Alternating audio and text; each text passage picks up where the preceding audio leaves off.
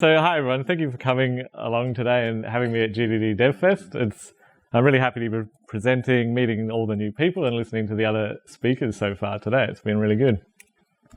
I think especially great work to the organisers and sponsors for today. It must be no small feat to put a conference together, so good work to them. It's great to see so many people here, particularly with PAX being on. I feel like maybe that was a bad decision in organising, but they're still sold out. So I imagine a few of you were taught about which one to attend, but I think you've made the right choice. And it's on tomorrow anyway, so there's still plenty of time. But this is my little family. We like to participate in some cosplay. So this is us at Supernova in Perth as the Rugrats. So that's my daughter who woke up at 4 a.m. this morning. So thanks to her, she's Tommy. But if you are attending tomorrow, keep an eye out for us because we have another cool family costume ready to go. So along with GDD and PAX, I want to visit all the donut and burger places that I hear Melbourne has. So if you know any and want to come and let me know, then until like Tuesday. But I'm keen. So I'm committed. I went to Betty's Burger last night. It's quite good actually. But my Instagram account is basically devoted to following pages that share donut and burger pictures. And so it's probably quite fortunate that this talk is following lunch because there are a lot of these pictures throughout.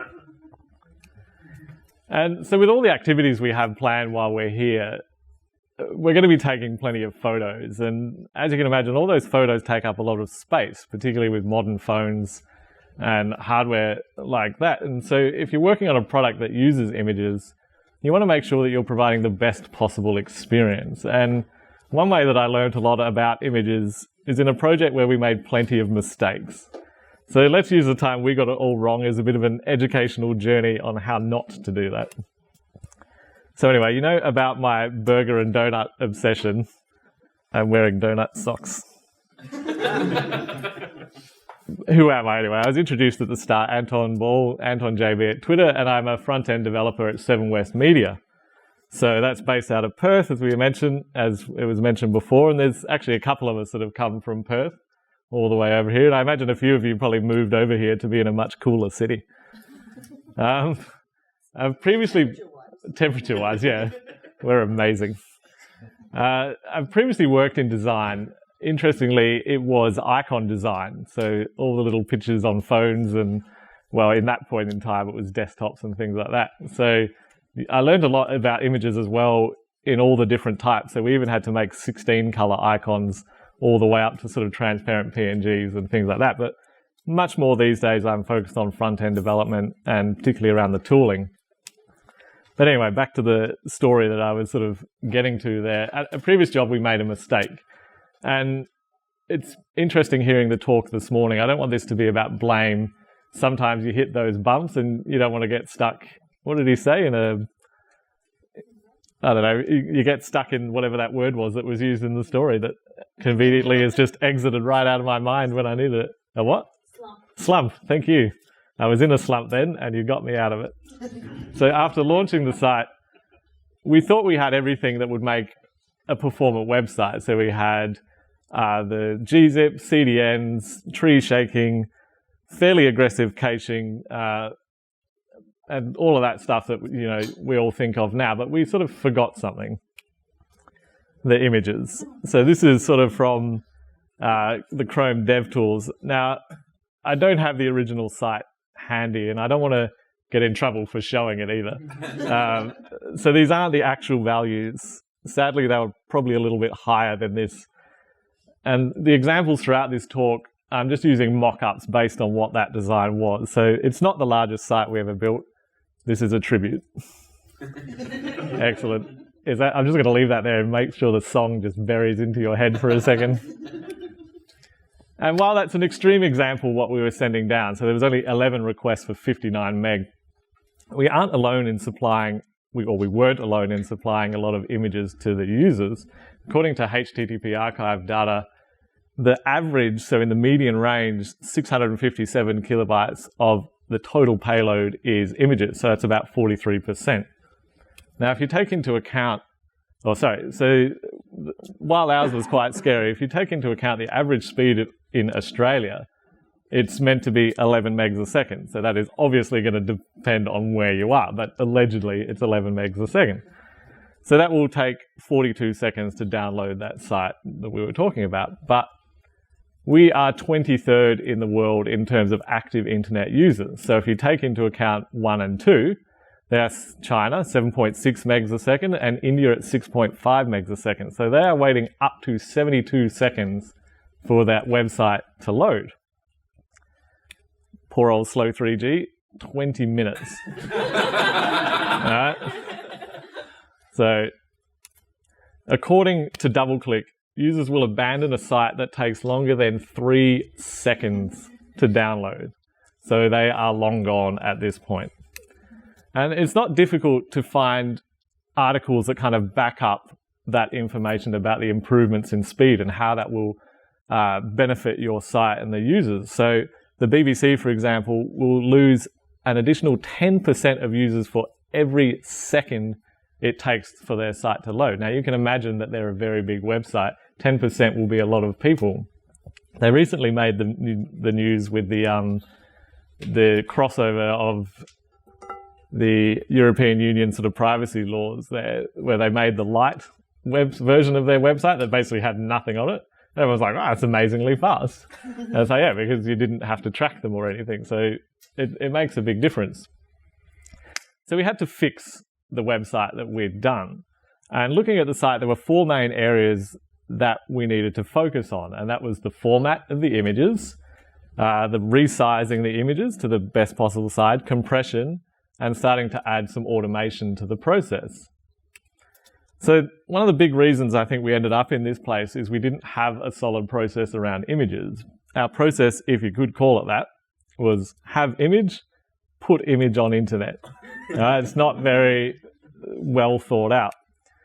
And again, I don't want to jump into blame, but it sort of crossed into an area where our design team thought that the developers were optimizing, and likewise the dev team thought, wait, did I say that already? Either one thought the other one was optimizing the images. So once we start to build a process, make sure that that's communicated across your organization or team or however you work.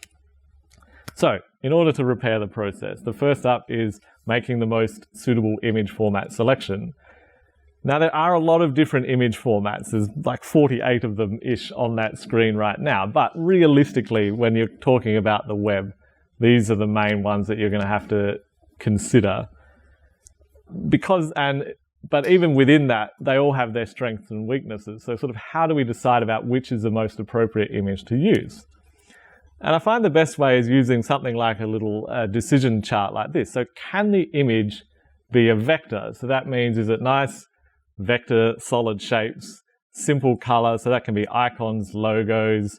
Sketches are really popular now. Anything that doesn't have a lot of gradients or blur or any of those effects. If it can, then SVG is a really good one to use. The next one's, if no, then does it need transparency? So that's fairly straightforward. If yes, PNG is likely the best option for you there. If no, is the image complex? So what is a complex image?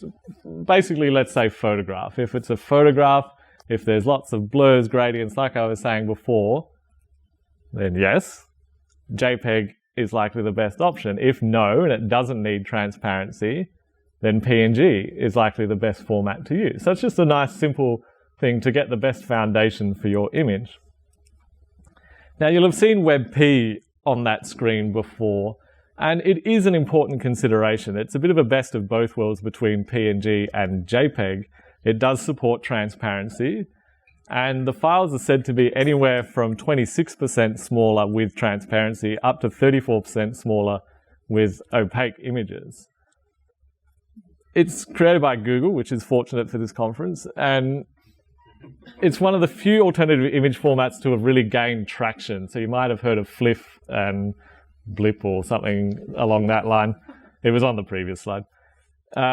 Looking at the browser support, that's probably more because of Chrome's sort of rise to power than the image format itself, right? Because it came in with Chrome. Both Safari and Firefox have said to have been sort of testing the format, but that's been about 2 years. So maybe it's just not high on their list. I'm not sure. But interestingly, Edge is going to gain support in 18. So that's good. But because of sort of a lot of the red, and we already have good base formats, I don't tend to use WebP without automation. So we'll jump onto that a little bit later. And the eagle-eyed among us, such a good GIF, would have also noticed the lack of GIF in that chart before. I think at this point in time, GIF is more for the memes than really a reliable format that you're going to use. So you're better off converting to video. You can see here that you save 85% of the size by converting it to MP4, and even a little more again for WebM. So Imager and Twitter both convert GIFs to videos if you've ever sort of inspected the source on those sites because of the massive saving in that, and you'll get better quality. All right, so we've swapped all of our images to the best format, and you can see that we've started making a bit of progress, but it's still way too much to be transferring to the users. It's just given us a good foundation to build on for the next parts. All right, our images are in the right format now, but they are still the source size. So it's as if we've taken it straight from the camera and put them onto the product or the site, whatever that may be. So if we take, for example, the slider of the website, it looked a little bit like this, but had less junk food in it.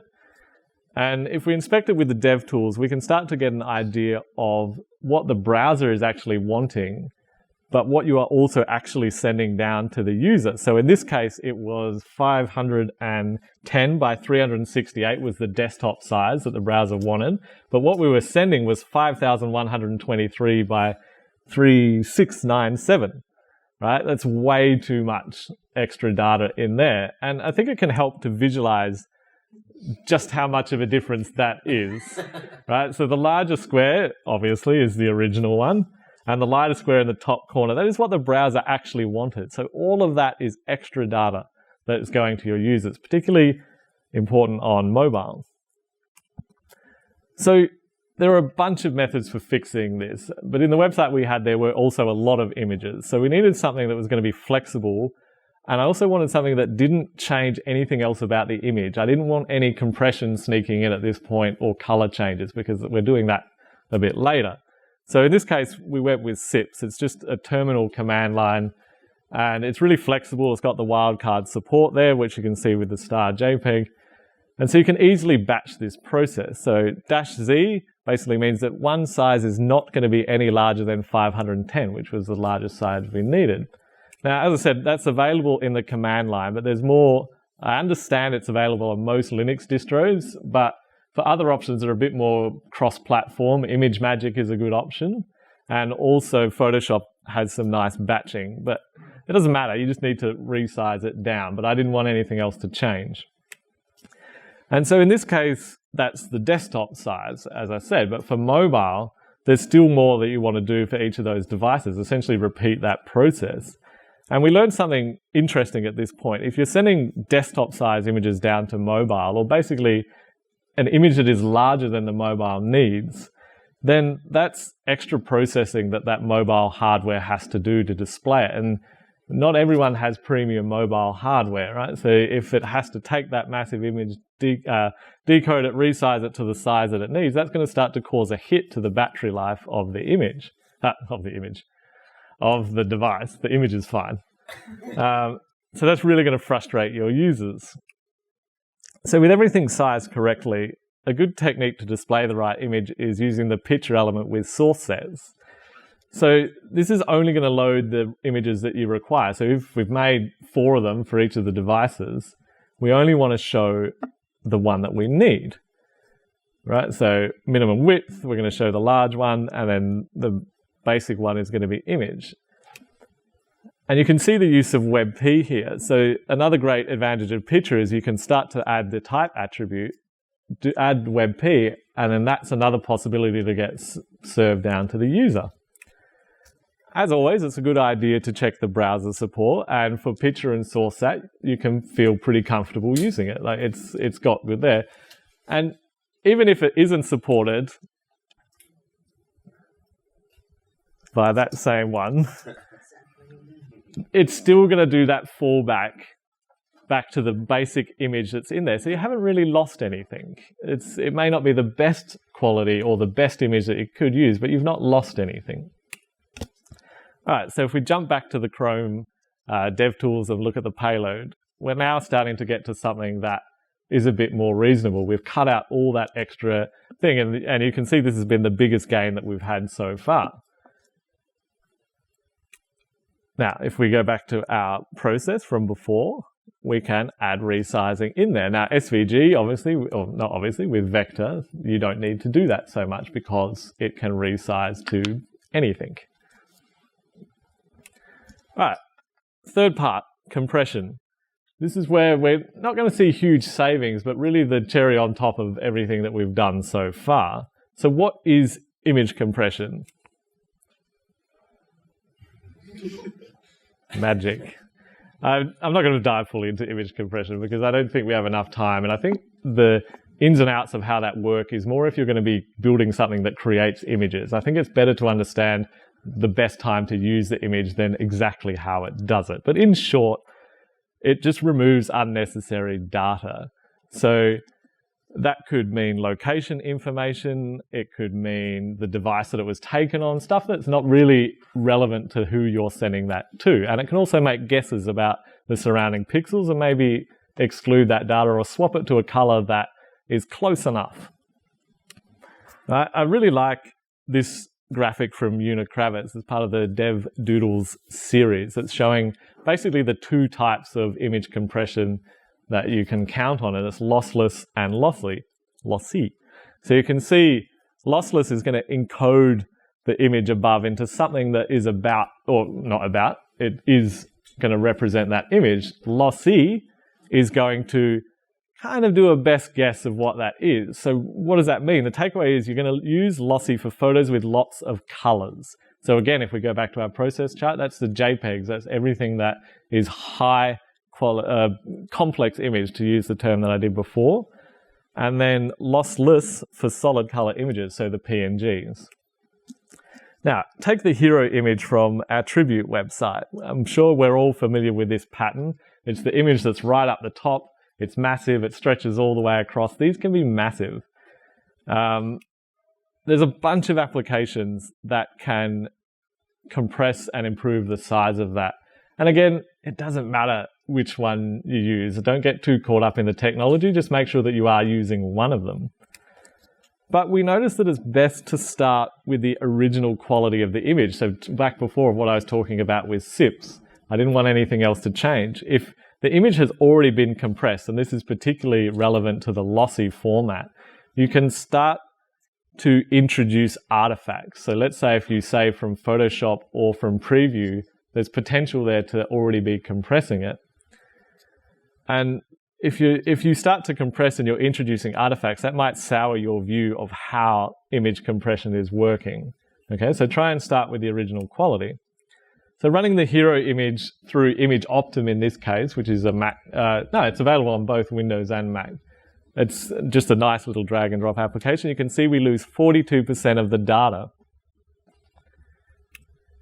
Comparing that side by side with the original, you would be hard pressed to tell the difference. Now, I understand that that's on a projector, so maybe the quality isn't that great, but even on your screen here, it is difficult to tell the difference between the two. All right.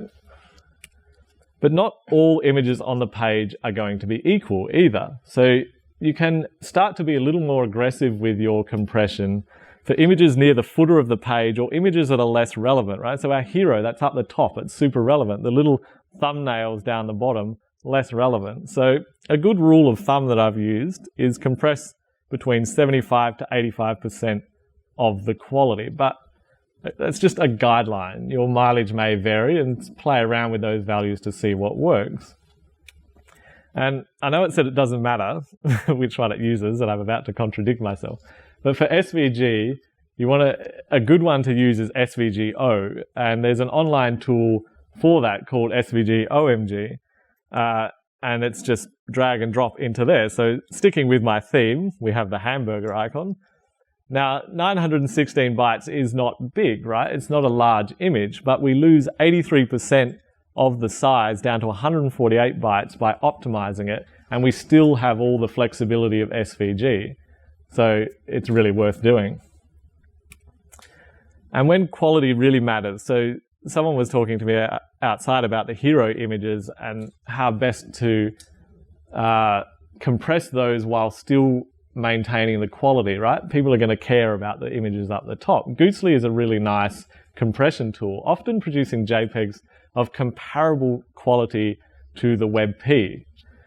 Again, developed by Google, it's a command line tool that looks a little something like this. You set the quality, the in, the out, and off it goes.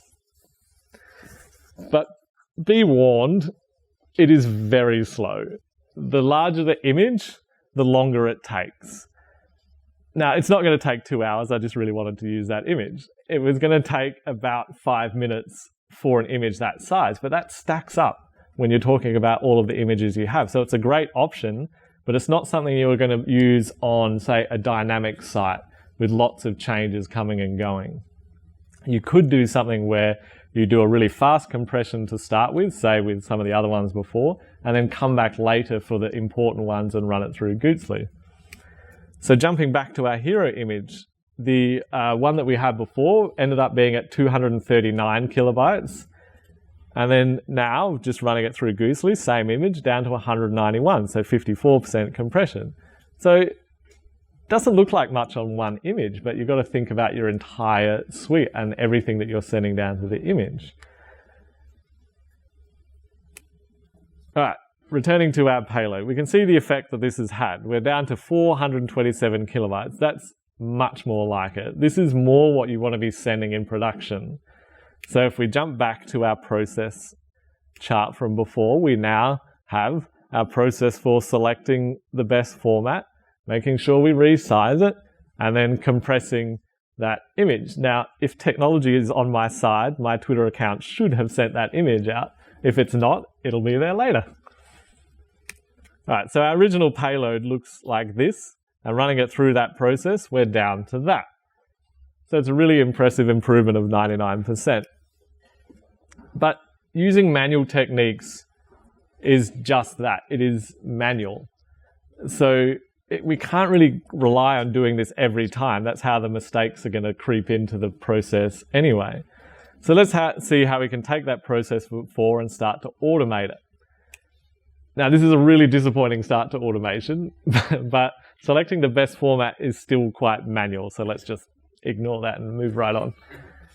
And as was mentioned at the start, I work at a media company, right? So we've done with the old project where lots of mistakes happen. We've fixed it. Now we're going into the future. So we handle a lot of images. The manual cropping is not going to really work for us because we have thousands of them, but that's a little tricky to automate because we run a news site. So context is key. You can't just crop it and then crop out the important part of that image. You're changing news at that point in time. So a framework like Smart Crop can provide content-aware cropping. So you'll adjust the size that you want the image to be there, and then you'll choose some face detection algorithms there. Now, machine learning's been a big topic today, but you'll see that that's kind of what it's figuring out, where the focus is. And this is on a cat, so I'm going to assume it's good on humans too, but you never know. Cats have really unique faces. But for large amounts of images, this is something that could help you, and particularly when you're getting a lot of images from people who maybe aren't as technical as you are. Something like this could be quite useful.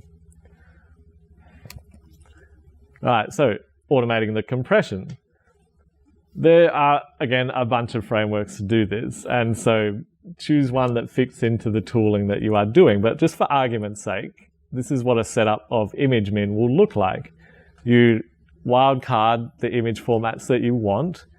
You use different plugins. So ImageMin MozJPEG is a really good option along with PNG Quaint, and you set the quality. So that range that we talked about before. This is where I would start to introduce WebP. Okay, so adding a plugin will handle that conversion for you with the quality.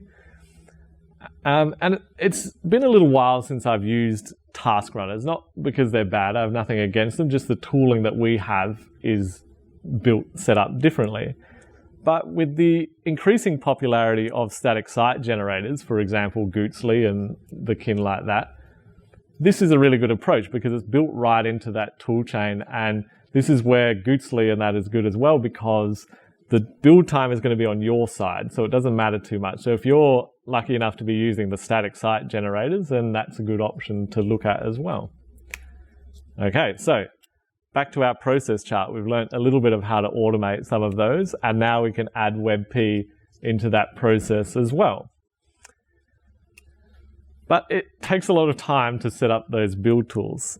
Excuse me a second. My mouth is like a desert. I'm sure you wanted to know that. All right, so particularly we have a lot of sources that supply us images.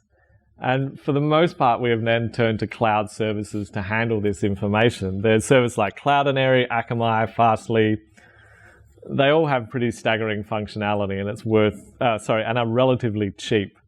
You can resize it, adjust the color, send different pixel densities down, add overlays. There's a ton of stuff that you can do. It's worth looking at their documentation. And this is all via an API call, so that gives you a lot of flexibility.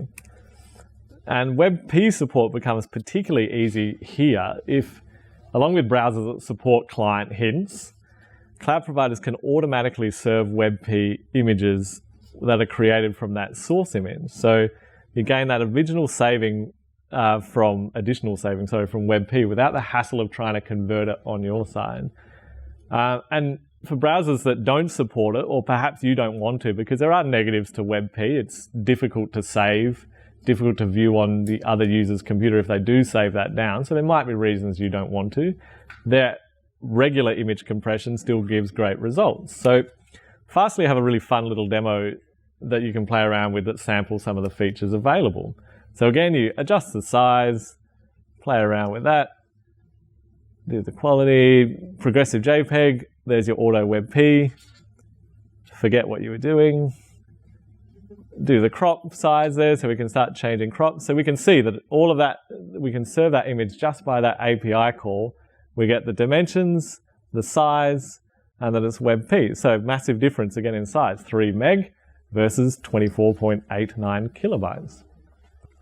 And again, you'd be hard pressed to tell the difference between this and the original image. Like before, it doesn't matter which one you use.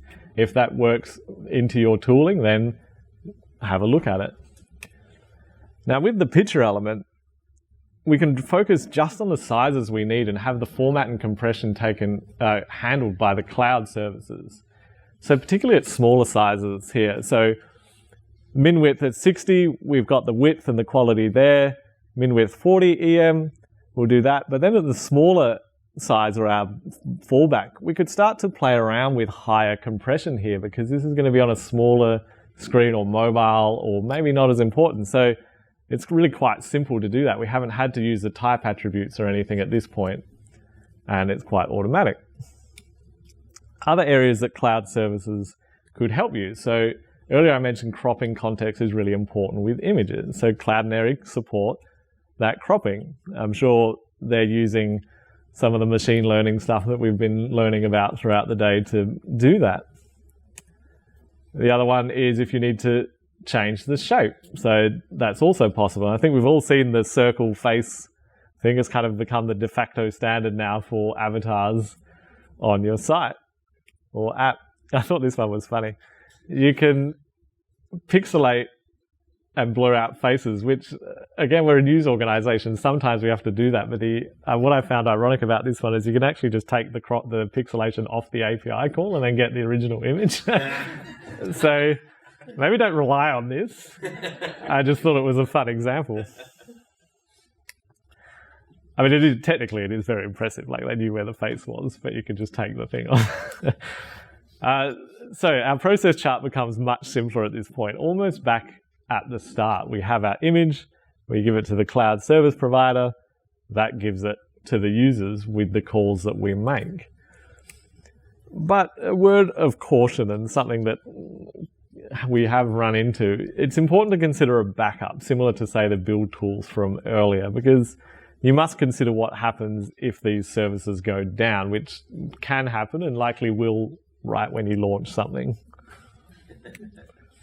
So there's a lot to the humble image that we've kind of run through there as our process, and we could stop there and be pretty happy with what we've achieved, but there's still some more things we could do, and these aren't necessarily going to reduce the file size of your image, but help in other ways.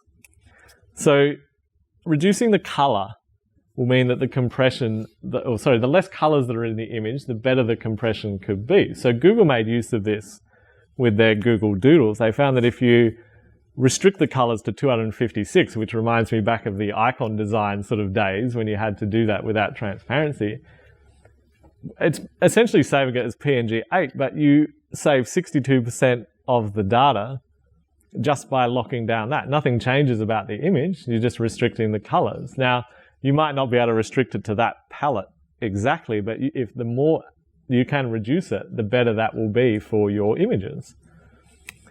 But there is going to come a point where you've reduced everything as much as possible. So what do you do from there? So there's a number of techniques that can give a perceived boost in speed. Now, we use similar techniques on our side to give impressions that the image is loading a little before that it actually has. And you can mix and match these techniques for quite good results. So first up is intrinsic placeholders. So this is going to stop that jerk happening in the page. You may have been reading a site, you're at a point, and then all of a sudden that text jumps off the screen when something above has loaded. So this is to stop that. So you can have a little something like this, a bit of clever use of padding will essentially create a placeholder there for you that the image is going to be that shape. So the container on the outside has to be the right size. It's going to be, or the right ratio, sorry, 100% of the width. And then you can tell the rest of it to fit in there. So you can do these for 16 by 9, 4 by 3, 1 by 1. It's essentially changing the padding top on the bottom one there. So adding more of them. I think 16 by 9 is something like 50 something percent. You can figure that out. You saw earlier that I use progressive JPEGs, so they're really handy as well to add in different scans. So there's different scans that basically improve in quality, and this will actually help reduce the file size as well, because each of those scans sort of stacks up on top of each other. And again, it's just giving the perceived advantage of loading. The first one looks a little bit bad and then slowly gets better, as opposed to baseline, which is top to bottom. You may recognize a similar technique used by Medium. You'll have probably no doubt read articles where it starts off blurry and then loads in there. It's very similar, right? They use a tiny little image that's highly compressed, so actual size over in the corner there, and that will load in once you've reached a certain point of the page. Again, it's providing that perceived loading. Now, a blurry looking JPEG might not be the best thing that you want there. So there's SVG versions of this as well. Two of them are primitive and squip. Arguably a little bit nicer, it's going to give you a bit more detail than what just a blurry JPEG is. So that can look quite nice. So the last part of this is lazy loading, or the perceived thing is lazy loading. Now this is going to defer loading of the image until you reach a certain point in the page. Usually the content that's below the fold is going to be lazy loaded. There are a few libraries available to do this. I've seen Adi Osmani recommend lazy sizes, and you'll add the class onto there and there. But the downside here is if JavaScript's turned off, then so are your images. So it's a bit of a risk to take, or you have to have these weird no script workarounds. It's kind of up to you. But interestingly, the browsers are starting to come to the party with lazy loading. There's a proposal that exists to bring native support of an attribute that was geniusly titled lazy load to start doing this for you. Now, there's no real support for this yet. It's a Chrome experiment, but the browser is going to go and fetch the first sort of few bytes of the image so that it gets the size. And then we have the intrinsic placeholders because we've sort of got the size from that. And then it'll determine the dimensions, like I said, and then defer loading until such time as it's needed. Now you can play around with this in Chrome Canary now by enabling the following flag. Keep an eye on it. Likely the other browsers will start to support it, maybe not. It's just worth keeping an eye on. But all of these options add more resources. You're not taking away. So all the other ones we did before, we were taking stuff away. This is adding to. It might not be much, but you have to decide whether that's an additional bit of data that you want to be sending. Now, this tip is going to sound funny. Another technique is don't use images. There's so much power now in CSS, from CSS grid, variable fonts, conic gradients added to the spec, that might mean you don't need to use images at all. You possibly saw this one make the rounds recently, the pure CSS Francine from Diana Smith. Now, extreme example. You're probably not going to do this, and likely the image is going to be smaller than what this was. But it's still pretty cool. A better example is to take a look at some of these text effects created by Mandy Michael. Now, there are no images in this. All right, it's all done by CSS, and it is completely editable. Right? So, very cool techniques, something to look at. So, I don't know about all of you, but I think the advice of not using images is the best place to end a talk about how best to use images. To recap what we were covering, select the best format. My Twitter account hopefully sent that thing out. Make sure you're using the largest size that you need, that you can get away with. Compress as much as you can that fits within your project. Play around with it. Automate that process as much as possible. Play with perceived performance. All right? It could be any one of those techniques, but have a play around with it. And don't use images.